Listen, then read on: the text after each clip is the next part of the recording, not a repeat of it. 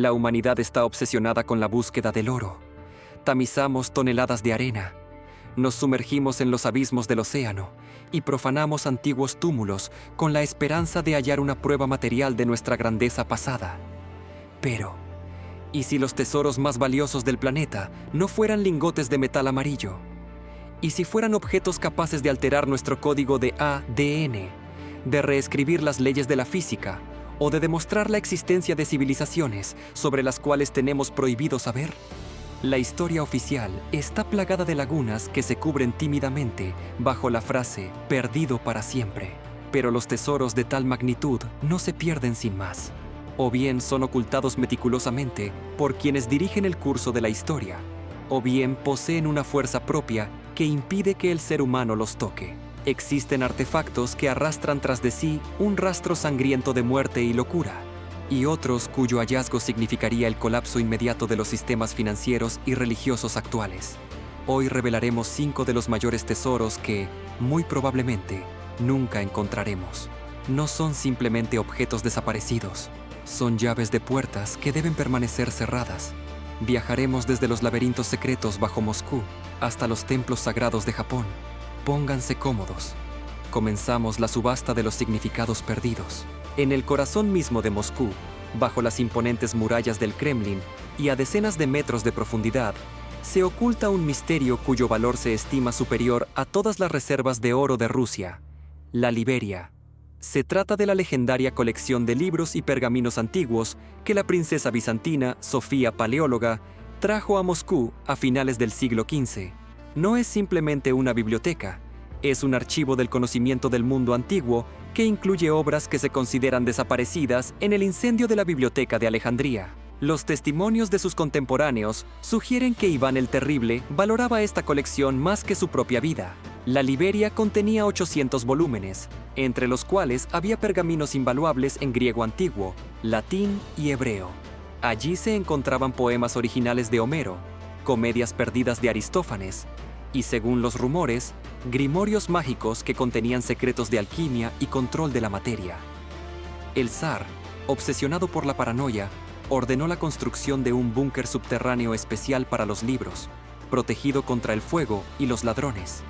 En los últimos 400 años, todos han buscado la Liberia, desde Napoleón y los arqueólogos del siglo XIX hasta los servicios secretos de la Unión Soviética. Pero cada vez que los investigadores se acercaban a la respuesta, ocurría algo inexplicable. En los años 30 del siglo pasado, el arqueólogo Ignati Steletsky, quien dedicó toda su vida a la búsqueda de la biblioteca, descubrió un pasadizo de piedra blanca tapiado bajo el Kremlin. Sin embargo, tan pronto como comenzó el trabajo, por orden personal de Stalin, las excavaciones se detuvieron de inmediato y todos los documentos fueron clasificados como secretos. ¿Por qué la Liberia es un tesoro que nunca encontraremos? En primer lugar, la arquitectura de la Moscú subterránea es un laberinto caótico creado a lo largo de los siglos. Muchos túneles están derrumbados, inundados por aguas subterráneas o minados. Pero hay una segunda razón, más sombría. Existe la leyenda de la maldición de Iván el Terrible. Se dice que el zar convocó a monjes del monte Athos para que lanzaran un hechizo de ceguera sobre la biblioteca. Cualquiera que se acerque al escondite con intenciones codiciosas o sin permiso espiritual perderá la vista, ya sea física o mentalmente. La versión conspirativa afirma que la biblioteca fue encontrada hace mucho tiempo, pero su contenido es demasiado peligroso para el mundo moderno. En la Liberia podrían guardarse textos originales sobre los orígenes del cristianismo y de la Rusia precristiana que refutarían por completo la versión oficial de la historia. Quienes poseen las llaves del Kremlin saben perfectamente qué hay bajo sus pies.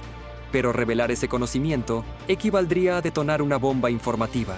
La Liberia sigue siendo un fantasma, oculto de forma segura en las entrañas de la piedra caliza moscovita, custodiada no solo por el polvo secular, sino por la voluntad de quienes no desean cambiar nuestra percepción del pasado. Miramos las torres del Kremlin sin sospechar que bajo ellas duermen los pensamientos de los filósofos antiguos y secretos por los que un zar terrible estuvo dispuesto a derramar ríos de sangre. La Liberia es la primera causa de nuestra ceguera histórica. Pero si en Moscú el tesoro está oculto por la tierra, En Japón lo está por el honor y el acero. Nos dirigimos en busca de la espada perfecta. Dejamos las oscuras mazmorras del Kremlin para trasladarnos a un país donde los tesoros no se miden solo por el peso del oro, sino por la agudeza del espíritu. El segundo misterio de nuestra lista es un objeto al que llaman el alma del samurái, y el máximo logro de la ingeniería humana en el ámbito de las armas blancas. La legendaria espada Honjo Masamune no es solo un trozo de acero templado, es un símbolo sagrado del poder de Japón que desapareció sin dejar rastro en el caos del final de la Segunda Guerra Mundial, dejando tras de sí solo interrogantes y la amargura de una pérdida irreparable. Masamune es el nombre del mayor armero de la historia de la humanidad, que vivió entre los siglos XIII y XIV. Su técnica de forja era considerada un don divino.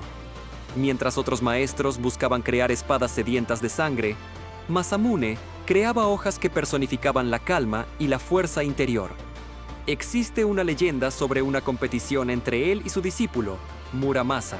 Ambos colocaron sus espadas en un arroyo. La hoja de Muramasa cortaba todo lo que pasaba a su lado: hojas, peces e incluso el propio aire. Pero la espada de Masamune no dañó a ningún ser vivo. Las hojas simplemente esquivaban su filo, como si sintieran que esa espada estaba destinada a la protección y no a la matanza sin sentido. La Honjo Masamune se convirtió en la cima de la obra del maestro. Durante cientos de años, esta espada fue la reliquia familiar del gran clan Tokugawa, que gobernó Japón durante 2 siglos y medio. Se transmitía de shogun en shogun como símbolo de legitimidad y maestría absoluta. Pero en 1945, tras la capitulación de Japón, las autoridades de ocupación de los Estados Unidos emitieron una orden. Todas las armas blancas, incluidas las reliquias familiares, debían ser entregadas para su destrucción. Para los japoneses, esto equivalía a una orden de arrancarse el propio corazón. El último propietario de la espada, Tokugawa Ieyasu, demostró una nobleza auténtica. Para evitar la violencia y dar ejemplo de obediencia a la ley, entregó personalmente la Honjo Masamune y otras 14 hojas invaluables en la comisaría de policía de la ciudad de Mejiro. Los registros indican que el 18 de enero de 1946, las espadas fueron entregadas a un hombre que se identificó como el sargento Coldy Bymore de la 7ª Brigada de Caballería. A partir de ese momento, el rastro del tesoro más grande de Japón se pierde para siempre. ¿Por qué nunca encontraremos la Honjo Masamune?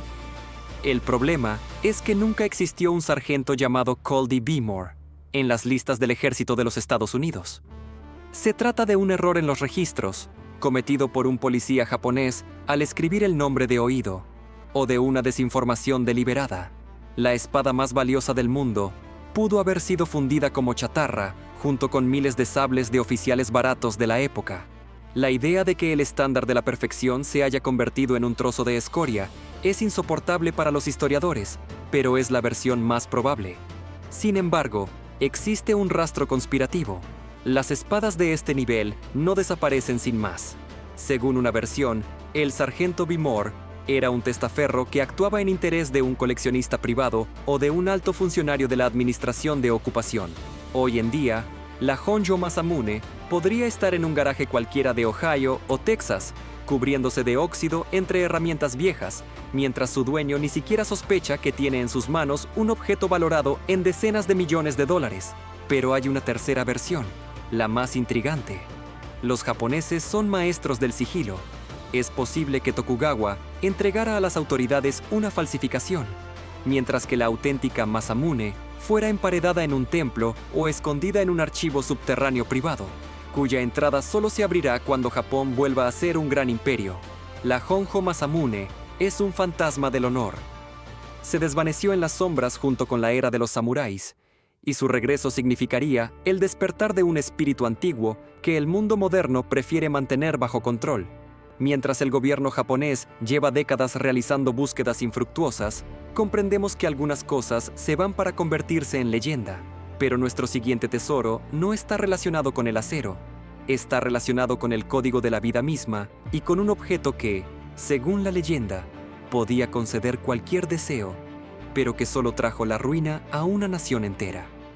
nos dirigimos a la India, en busca del tesoro de los dioses. Imaginen 92 islas artificiales conectadas por una red de canales que se extienden sobre una superficie de 79 hectáreas. Los muros de esta ciudad están construidos con gigantescos troncos de basalto, columnas hexagonales naturales que cristalizaron en las chimeneas de los volcanes hace millones de años. El peso de algunos bloques alcanza las 50 toneladas y la masa total de piedra utilizada en la construcción supera los 2 millones de toneladas. La arqueología oficial afirma que la ciudad fue construida entre los siglos XII y XVII después de Cristo por tribus locales, pero tan pronto como uno se encuentra entre estos megalitos, esa versión se desmorona. El principal enigma de Nan Madol es la logística. Las canteras más cercanas de donde se pudieron extraer tales columnas de basalto se encuentran en el lado opuesto de la isla de Pohnpei, tras decenas de kilómetros de selva impenetrable y manglares. Los antiguos micronesios no tenían ruedas, ni animales de tiro, ni herramientas de hierro, ni grúas. Para transportar un solo bloque de 50 toneladas a través de las montañas o por mar en canoas primitivas, se habría requerido el esfuerzo de miles de personas simultáneamente. Pero la población de la isla en aquellos tiempos era demasiado escasa para un proyecto de tal magnitud. Los propios habitantes de Pohnpei no se atribuyen la autoría de Nan Madol. Sus tradiciones orales hablan de dos hermanos magos, Olosopa y Olosipa, que llegaron del oeste en una canoa voladora. Según la leyenda, no arrastraban las piedras, sino que las hacían volar por el aire mediante hechizos, apilándolas cuidadosamente. Para el oído moderno, esto suena a cuento de hadas, pero los físicos que han estudiado Nan Madol se han topado con un fenómeno inexplicable. El basalto del que está hecha la ciudad posee propiedades magnéticas anómalas. En ciertos puntos de la ciudad, las agujas de las brújulas empiezan a girar locamente y la electrónica de las cámaras modernas falla. ¿Es posible que los antiguos constructores utilizaran la levitación acústica o la resonancia magnética para mover pesos colosales? Pero, ¿por qué construir una ciudad sobre un arrecife de coral expuesto a mareas y tormentas? Nan Madol no tiene fuentes de agua dulce ni tierras para la agricultura. Vivir aquí era extremadamente incómodo. La teoría de la conspiración sostiene que Nan Madol no es simplemente una ciudad, sino una gigantesca máquina o un centro energético construido sobre las ruinas de una civilización aún más antigua.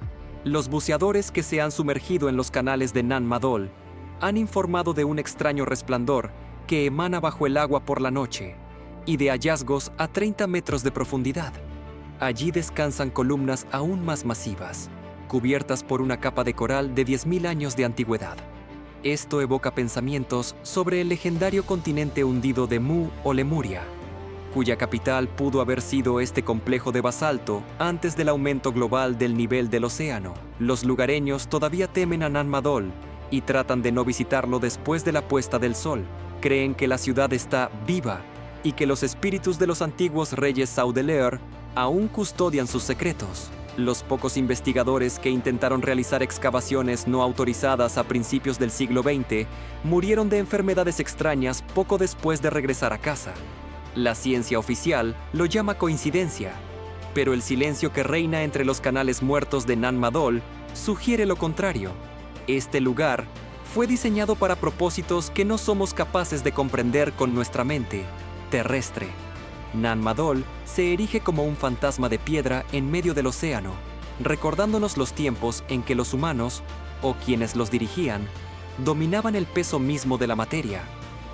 Pero si en el Océano Pacífico el misterio reside en la levitación, en las montañas del Líbano encontramos pruebas de que los antiguos constructores manejaban pesos que superan la capacidad incluso de las grúas modernas más potentes.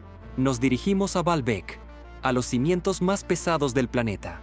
Cuando en el siglo XVI los conquistadores españoles, liderados por Francisco Pizarro, capturaron al último emperador inca, Atahualpa, exigieron un rescate sin precedentes en la historia.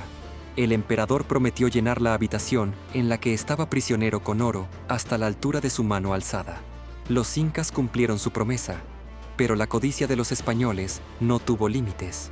Ejecutaron al soberano incluso después de recibir el tesoro. Sin embargo, En ese preciso momento nació una leyenda que, hasta el día de hoy, hace que investigadores modernos desaparezcan en las profundidades de Perú y Brasil. La leyenda de Paititi.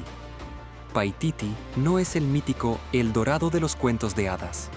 Es una ciudad-fortaleza muy real, a donde, según las crónicas de la época, se retiraron los sumos sacerdotes y guerreros incas tras la caída de Cusco. Se llevaron consigo los restos del tesoro estatal, miles de toneladas de objetos de oro, estatuas sagradas de dioses y, lo más importante, el gran disco de oro del sol, que poseía, según las tradiciones, la capacidad de enfocar la energía de las estrellas. Durante 400 años, Paititi fue considerada producto de la imaginación, hasta que a finales del siglo XX, las imágenes satelitales de la NASA detectaron estructuras extrañas en la impenetrable selva de Perú, las llamadas pirámides de Paratoari. Se trata de formaciones cónicas perfectas, dispuestas en un patrón regular. La ciencia oficial se apresuró a llamarlas resultado natural de la erosión, pero los pocos investigadores que han logrado llegar a esa zona a pie hablan de calzadas empedradas que se hunden en los pantanos y de extraños petroglifos que advierten de la muerte a todo aquel que sea ajeno al lugar. Paititi es un tesoro que nunca encontraremos por una sencilla razón. La selva amazónica es un organismo vivo y agresivo que sabe guardar sus secretos mejor que cualquier caja fuerte bancaria. ¿Por qué las expediciones en busca del oro de Paititi terminan en tragedia? En 1925, el famoso explorador Percy Fawcett partió en busca de la ciudad perdida y desapareció sin dejar rastro junto a su hijo. Desde entonces, más de 100 personas han muerto o desaparecido intentando repetir su camino. La selva aquí está saturada de vapores tóxicos, plagada de insectos que transmiten enfermedades mortales y, lo más importante, protegida por tribus aisladas que aún viven en la edad de piedra y ven a cualquier persona con tecnología como un demonio que debe ser aniquilado. Pero también existe un lado conspirativo. Hay una versión que sostiene que Paititi ya ha sido descubierta por corporaciones militares o estructuras gubernamentales de Perú. El uso de LIDAR, escáneres láser que atraviesan la copa de los árboles, ha permitido cartografiar la ciudad. Pero revelar este hallazgo significaría no solo un caos financiero, debido a la enorme cantidad de oro que se lanzaría al mercado, sino también admitir que en lo profundo de la selva existe una civilización que conserva conocimientos sobre biología y ecología muy superiores a los nuestros. Paititi no es solo una ciudad de oro, es un archivo biológico de la humanidad sellado por el infierno verde. Miramos el espeso manto de la selva, sin sospechar que bajo él se ocultan templos revestidos con láminas de oro y la sabiduría de un pueblo que sabía vivir en armonía con el planeta. Paititi es la cuarta causa de nuestra impotencia tecnológica frente a la naturaleza. Pero si el oro de los incas está oculto por la selva, nuestro último y quinto tesoro está oculto por la propia trama de la realidad. Es un objeto que pudo haber puesto fin a todas las guerras, pero que se convirtió en el motivo de la desaparición más masiva de la historia del siglo XX. Nos dirigimos a la Europa de posguerra en busca de la cámara de ámbar y de aquello que se escondía tras sus paneles. Cuando las tropas soviéticas entraron en Königsberg, la ciudad yacía en ruinas. Los castillos y las antiguas calles se habían convertido en una amalgama de ladrillo y ceniza. Pero el objetivo principal de las comisiones especiales de trofeos no eran los secretos militares, sino un fantasma perseguido por los mejores servicios de inteligencia del mundo: la cámara de ámbar. 6 toneladas de puro ámbar báltico, magistralmente convertidas en paneles de pared, decoradas con oro, espejos y piedras preciosas. Un regalo del rey prusiano a Pedro el Grande, símbolo de la unión inquebrantable de los imperios, que los alemanes desmontaron del Palacio de Catalina en 1941 y trasladaron a la Prusia Oriental. La versión oficial dice que la cámara se quemó durante los bombardeos británicos o durante el asalto a la ciudad, pero cuanto más profundizamos en los archivos, más claro queda que esto es una mentira diseñada para ocultar la operación de encubrimiento de artefactos más grande del siglo XX. El conservador jefe del Museo del Ámbar, Alfred Roth, el último hombre que vio la cámara montada, pronunció una frase antes de su misteriosa muerte en diciembre de 1945.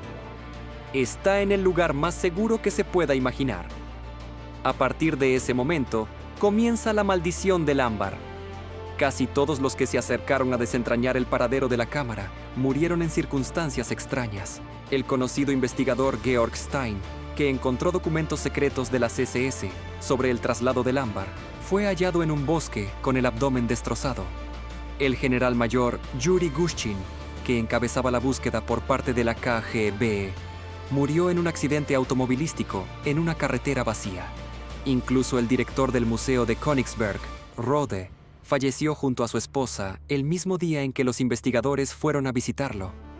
¿Por qué unos simples paneles decorativos provocan tal rastro de muertes? La respuesta podría esconderse en las propiedades físicas del ámbar. Las versiones conspirativas y técnicas sostienen que la cámara de ámbar no era solo un adorno. El ámbar es resina fosilizada, un potente dieléctrico natural capaz de acumular una carga estática colosal. Existe la hipótesis de que tras los paneles de ámbar en Tsarskoye Seló se ocultaban mecanismos secretos o incluso documentos de importancia estratégica que Hitler ordenó confiscar a cualquier precio. Algunos físicos sugieren que toda la sala era un resonador gigante sintonizado a frecuencias específicas. Si es así, los alemanes no buscaban oro, sino una tecnología de gestión de energía disfrazada de diseño de interiores. ¿Dónde está hoy? El rastro conduce a las minas inundadas de Turingia y a búnkeres secretos bajo Kaliningrado. Pero hay una versión aún más aterradora. En los archivos de la organización Ahnenerbe, el instituto ocultista del Tercer Reich, se menciona el proyecto Schachtel, la caja. Según esta versión, los paneles fueron trasladados a América Latina o escondidos en la fortaleza alpina, en cuevas artificiales, cuyas entradas fueron dinamitadas y selladas con hormigón a 100 metros de profundidad. Recuperarlos hoy requeriría una inversión comparable al presupuesto de un país pequeño. La cámara de ámbar es un tesoro que nunca encontraremos porque se convirtió en moneda de cambio en los pactos secretos del mundo de posguerra. Quizás fue encontrada por los estadounidenses y sacada del país a cambio de amnistía para altos cargos nazis. O quizás todavía se pudre en cajas en una galería inundada, convirtiéndose en una masa pegajosa e informe. Este tesoro es la quinta causa de nuestra amnesia histórica. Buscamos el brillo, pero solo encontramos maldiciones y el silencio de las minas abandonadas. La cámara de ámbar nos recuerda que, cuando el arte se encuentra con la alta política y las tecnologías secretas, se disuelve en el aire, dejando solo un olor a ozono y la amargura de los misterios sin resolver. Hemos recorrido 5 laberintos donde la historia se interrumpe y comienza el terreno de las conjeturas y el asombro. Buscamos la Liberia de Iván el Terrible bajo Moscú, perseguimos la escurridiza espada Masamune en Japón, intentamos sostener entre las manos el brillo sangriento del diamante florentino, nos abrimos paso hacia el mundo dorado de Paititi y nos asomamos tras los paneles de espejo de la cámara de ámbar. ¿Qué une a todos estos tesoros? Ninguno se perdió por accidente. Todos son víctimas de una elección consciente o de la voluntad de fuerzas superiores. Estos objetos son demasiado grandes para nuestro tiempo. Imaginen por un segundo. ¿Qué pasaría si mañana se descubriera la Liberia? Las religiones del mundo se tambalearían hasta sus cimientos. ¿Qué pasaría si Paititi entregara su oro? La economía mundial colapsaría. Estos tesoros no están ocultos de nosotros, sino por nosotros. Son fusibles en el pulso de la civilización, que solo saltarán cuando estemos preparados no solo para poseer, sino para comprender. ¿Cuál de estos tesoros creen que debería ser encontrado primero? ¿O tal vez es mejor dejar algunos secretos bajo tierra para siempre y no despertar las maldiciones del pasado? Escriban su opinión en los comentarios. Leemos cada una de sus teorías, y a menudo son ellas la clave para nuevas investigaciones. Si esta subasta de reliquias olvidadas ha hecho que su corazón lata más rápido, denle a me gusta a este video. Esto nos ayuda a difundir información que la ciencia oficial prefiere callar. Suscríbanse al canal y no olviden activar la campanita para no perderse nuestra próxima inmersión en los archivos más oscuros de la humanidad. Aún nos quedan muchas puertas cerradas y tumbas selladas por explorar. Cuiden sus pensamientos. No dejen que el brillo del oro ciegue su razón y recuerden, el verdadero tesoro siempre está oculto en nuestro interior, no bajo capas de tierra. Hasta nuestro próximo encuentro en el camino hacia la verdad.